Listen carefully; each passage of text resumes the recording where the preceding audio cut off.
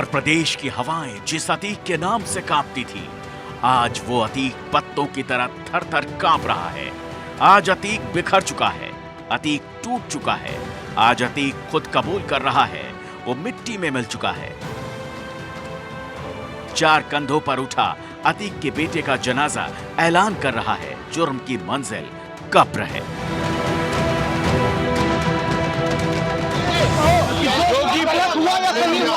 जी बोलिए। अल्लाह की चीज थी, अल्लाह ने ले लिया। तारीख 24 फरवरी 2023। जगह प्रयागराज, उत्तर प्रदेश।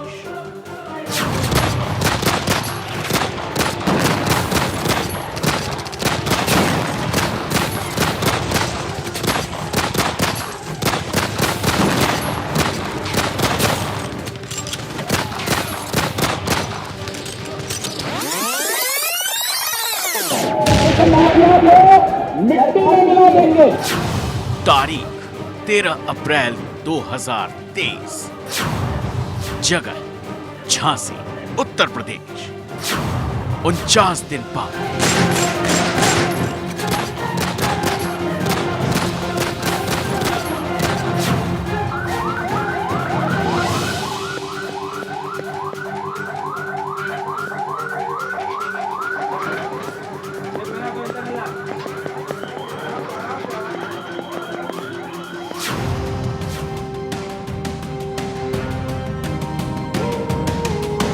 ये उस गुनाह का अंत है जो 24 फरवरी को प्रयागराज की सड़क पर दिन दहाड़े खेला गया।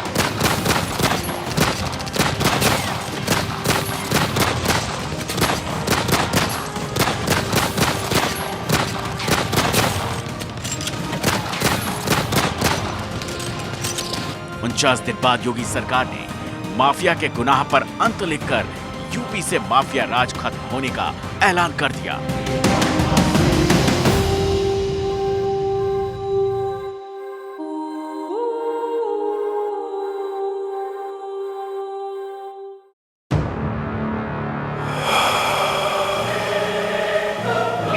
लेकिन 5 भाइयों में पढ़ाई में सबसे तेज असद कैसे बना गैंगस्टर? आखिर विदेश जाकर लॉ की पढ़ाई करने का सपना देखने वाले असद ने जुर्म के दुनिया में कैसे कदम रखा?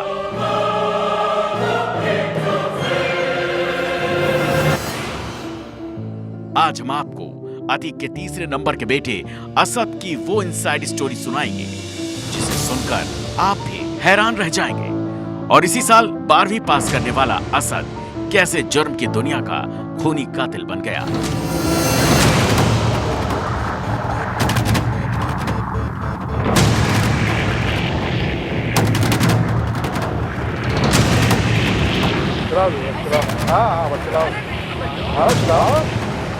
उमेश पाल की हत्या का मोस्ट वांटेड असद अहमद ने 10 साल की उम्र में ही तमंचा पकड़ लिया था।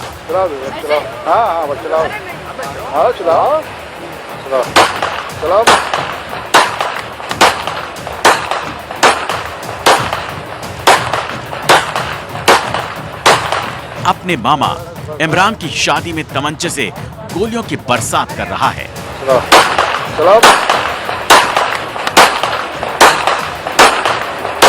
जुर्म की दुनिया में अपने 10 साल के बेटे को निडर बनता देख माफिया अतीक ने उसे शाबाशी दे दी।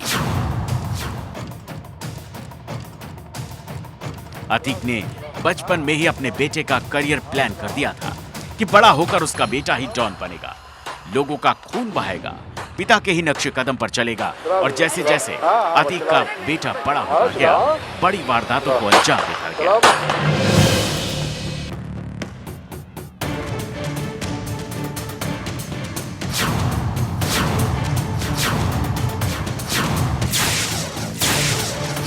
बेटा गुंडई तो हमें विरासत में मिली है। जिन हथियारों से तुम खेल रहे हो ना, उन हथियारों से हमने खेल के छोड़ दिया बचपन में। लेकिन गैंगस्टर अतीक अहमद ने अपने बेटे के लिए जुर्म का रास्ता चुना, जुर्म की दुनिया में उसका करियर तैयार किया। और अतीक ने अपने बेटे को कॉपी किताब कलम की जगह तमंचा थमा दिया।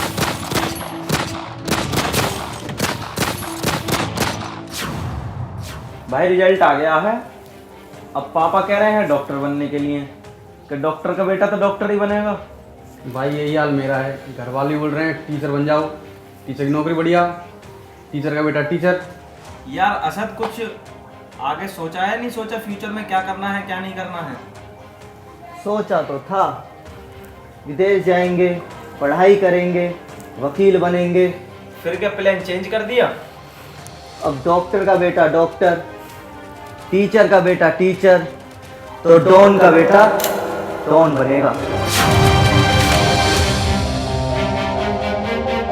वकील बनने की तमन्ना लिए कभी अतीक का बेटा असद विदेश पढ़ने की ख्वाहिश रखता था, लेकिन गैंगस्टर पिता और बदनाम कुनबे के कुकर्मों ने असद को कानूनी किताबों की जगह जुर्म की किताबें थमा दी और पढ़ाई में टॉपर माफिया अतीक का बेटा असद पिता का टॉप शार्प शूटर बन गया।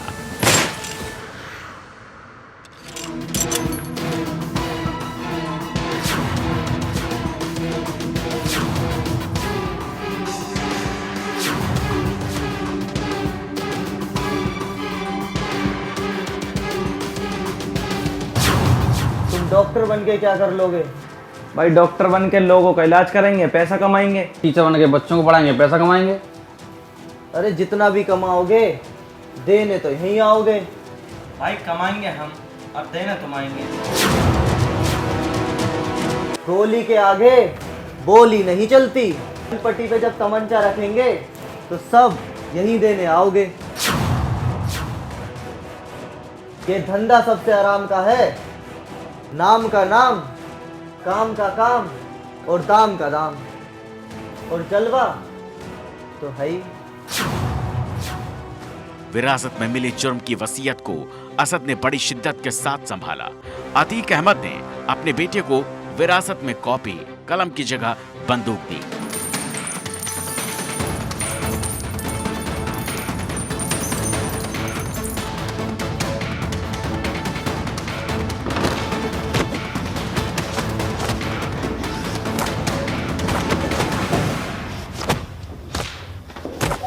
बस्ते की जगह बम दिया और खून से लथपथ वो खूनी किताब दी जिसे पढ़कर उसने जुर्म की दुनिया में ऐसा खौफ पैदा किया जिससे प्रयागराज क्या पूरा पूर्वांचल धुआं धुआं हो गया।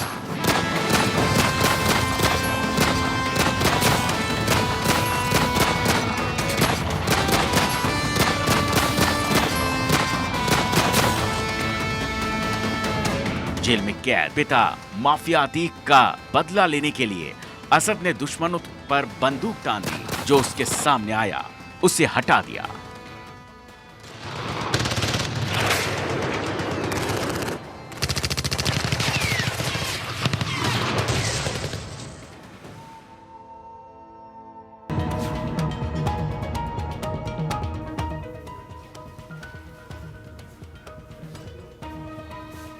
अरे क्यों मुंह लटका के आए हो बे साबिर? अरे भैया वो कॉलेज का प्रोफेसर है, बड़ा परेशान कर रहा है।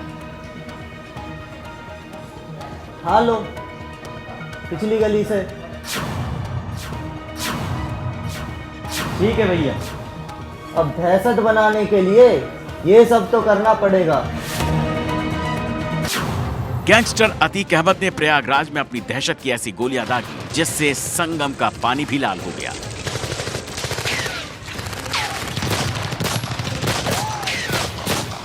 उसने अपने पांचों बेटों को यही सबक दिया। अतीक के जेल जाने के बाद असद ने पूरे गैंग की कमान अपने हाथ में ले ली।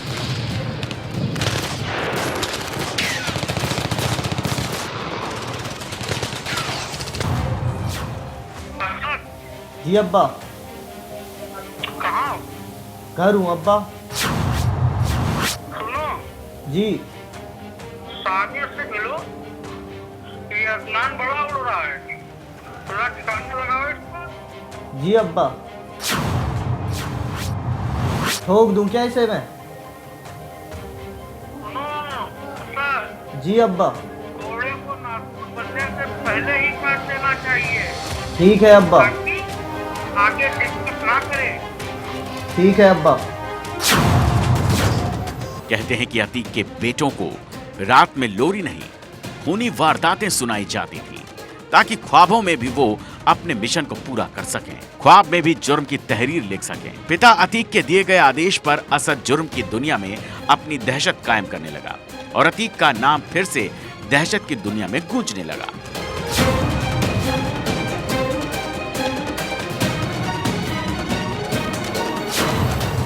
असद अपने पिता की तरह ही शहर गली मोहल्लों में अपना दबदबा कायम करने लगा।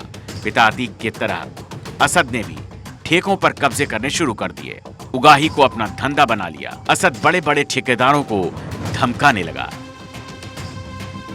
हेलो ठेकेदार साहब, क्या हाल है? क्या बात है, ठेका कैसा चल रहा है? तुम ठेका किसे दे रहे हो? भाई ठेका मुझे ही मिलना चाहिए।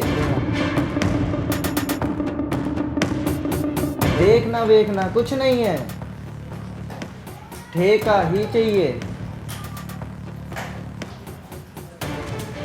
वरना हम तुम्हें देखने लायक नहीं छोड़ेंगे। समझ गए? समझा कि नहीं? समझ गए? समझा कि नहीं?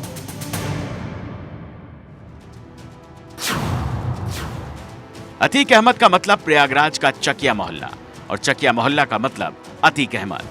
गैंगस्टर अतीक अहमद ने बारूद की जमीन बिछाकर जुर्म की जो खेती की, उसकी वसीयत अपने बेटों के नाम कर दी और बेटा असद अतीक अहमद के बताए रास्ते पर अपने वसीयत को लेकर लकीरों को लंबा करने लगा।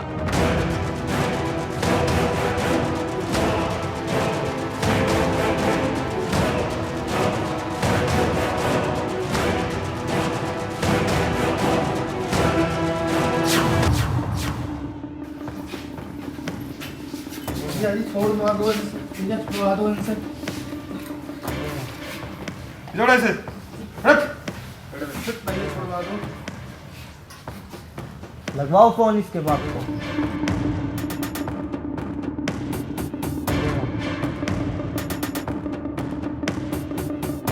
ये छुड़वा दो, आवाज नहीं, ये छुड़वा दो।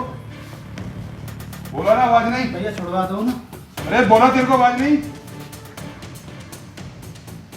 हेलो असद बोल रहा हूँ, अतीक का बेटा।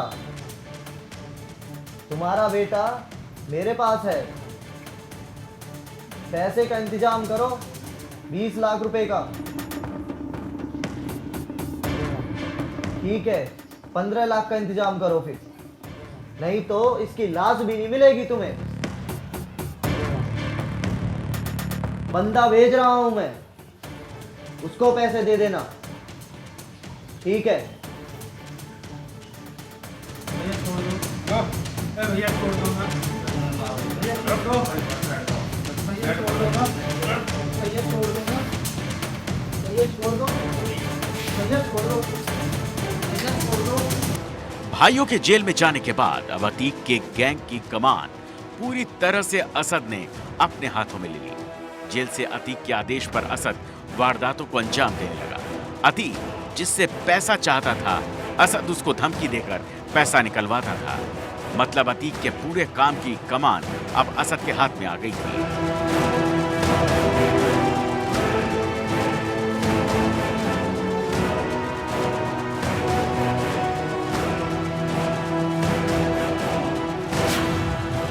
हेलो अतीक का बेटा बोल रहा हूँ असद। अब्बा ने काम बोला होगा 50 लाख रुपए के लिए। ठीक है, लड़का भेज रहा हूं, उसे दे दीजिएगा। और सब ठीक? ठीक है।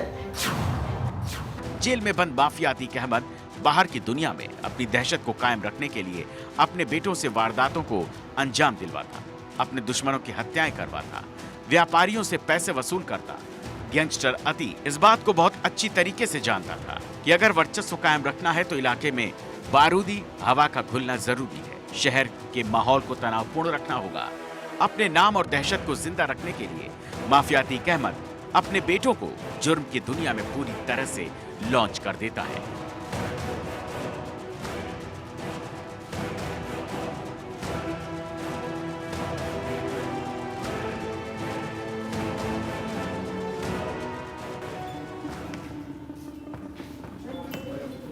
बैठो।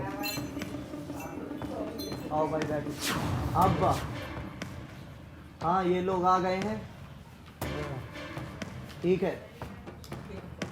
अब्बा का फोन आया था, धर्मवीर से पैसे लेने हैं। ठीक है भाई, कोई बात नहीं, हम ले लेंगे उससे, कल ले लेंगे। वो बात का लोड नहीं ले रहा है। कोई बात नहीं भाईजान, वो लोड नहीं ले रहा, उसे हम लोड कर देंगे।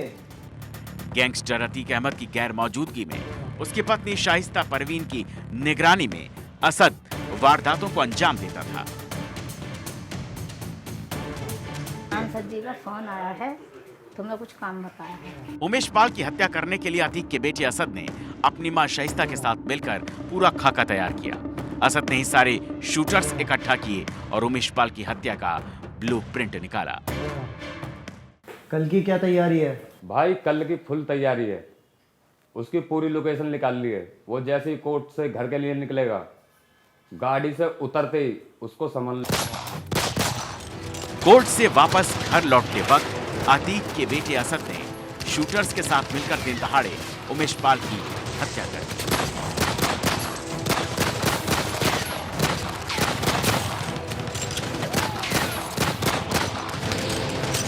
उमेश पाल की हत्या में असद का नाम आने के बाद असद की मां शाइस्ता ने अपने पति अतीक से नाराजगी जाहिर की थी। असद की मां शाइस्ता परवीन बेहद डरी हुई थी और उसने अतीक से काफी कुछ बातें कही। सूत्रों के मुताबिक शाइस्ता और अतीक इस तरह से बातें हुई थी।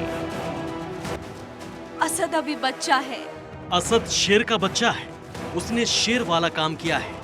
असद की वजह से मैं 18 साल बाद सुकून से सोया हूँ। उमेश के चलते मेरी नींद हराम हो गई थी। मेरा मूड मत खराब करो, सब मैनेज हो जाएगा।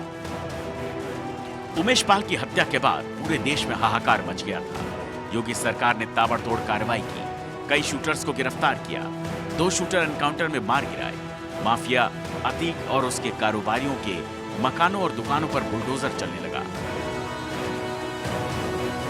अतीक के बेटे असद की तलाश में पुलिस दिन रात एक करती है। 49 दिन से पुलिस लगातार असद की तलाश में उत्तर प्रदेश से दिल्ली और दूसरे राज्यों में सर्चिंग अभियान चला रही थी। पुलिस लगातार अतीक के बेटे असद के करीबियों और उसे पनाह देने वालों से पूछताछ कर रही थी। लेकिन 49 दिन बाद माफिया के बेटे को पुलिस ने मिट्टी में मिला ही दिया। 24/2/2023 को जो 2 अभियुक्त जिनको अपराधीकृत करते हुए सबने देखा है, मुठभेड़ में घायल हुए तथा बाद में उनकी मृत्यु हो गई, जिनकी पहचान असद पुत्र अतीक अहमद तथा गुलाम पुत्र मकसूदन के रूप में हुई। जो मुठभेड़ हुई है इसमें असद और गुलाम जो इस घटना के प्रमुख शूटर्स थे वो मारे गए हैं। इस घटना को पूरे देश ने लगभग लाइव देखा था क्योंकि सीसीटीवी फुटेजेस उपलब्ध थे। उमेश पाल की हत्या करने के बाद असद प्रयागराज से, लखनऊ से, दिल्ली से, मध्य प्रदेश और फिर उत्तर प्रदेश के झांसी में छिपकर रहने लगा। तारीख 13 अप्रैल 2023, जगह झांसी, उत्तर प्रदेश। 49 दिन बाद 13 अप्रैल को पुलिस के पास दिल्ली से इनपुट आया कि उमेश पाल की हत्या अतीक का बेटा असद और शूटर गुलाम दोनों झांसी में। असद की तलाश में खाक छान रही यूपी पुलिस ने फौरन असद और गुलाम की लोकेशन ट्रेस कर ली। असद और गुलाम दोनों डिस्कवर बाइक से भाग रहे थे। एटीएस ने दोनों से रुकने के लिए कहा, लेकिन असद ने एटीएस पर फायरिंग कर दी। एसटीएफ ने दोनों से रुकने के लिए कहा, लेकिन असद ने एसटीएफ पर फायरिंग कर दी, जिसके बाद यूपी एसटीएफ ने उमेश पाल हत्याकांड के मोस्ट वांटेड असद और शूटर गुलाम को मुठभेड़ में मार गिराया।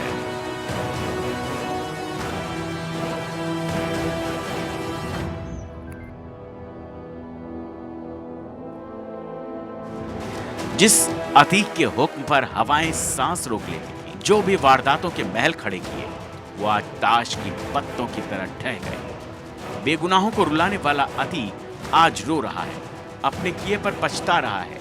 माफिया कह रहा है कि सब कुछ मेरी वजह से हुआ। माफिया अपने बेटे के जनाजे में जाना चाहता है और वो पूछ रहा है उसके बेटे को कहां दफन किया जाएगा।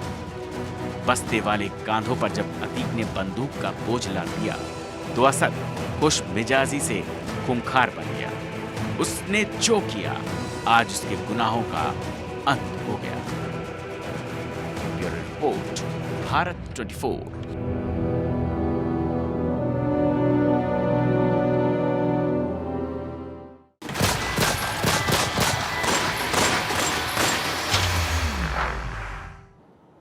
अमित शाह